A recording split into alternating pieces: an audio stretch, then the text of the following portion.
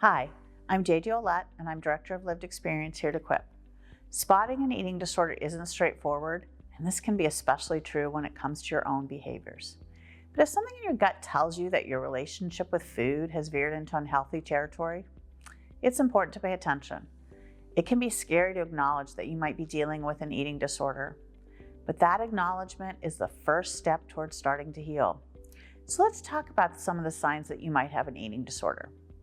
The most obvious are physical changes like weight fluctuations. Have you lost or gained a significant amount of weight in a short amount of time? Or is your weight going up and down?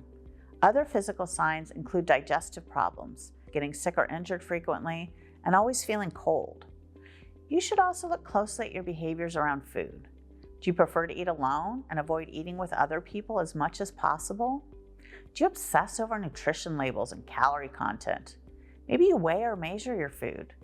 And when you eat, do you have certain unusual habits like cutting your food into very small pieces, eating very slowly, or eating things in a certain order?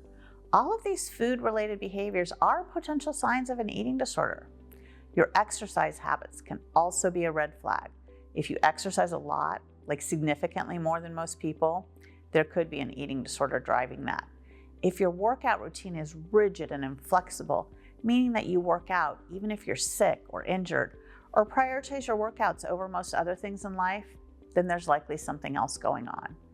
It can also be helpful to observe your mood and mental state. Do you feel more anxious, more depressed, or less interested in the things that used to bring you joy? It's also common for people dealing with eating disorders to become socially withdrawn. So think about whether you've started declining social invitations and spending more time alone than usual. One last note, when you're considering whether you might have an eating disorder, it's important to understand that the eating disorder itself might be warping your thought processes. Eating disorders are very sneaky and self-protective, and it's common for people who are struggling to deny the fact that they're sick or know they're sick but not want to get better. If you notice these thoughts in yourself, remember, they're not you, they're the eating disorder.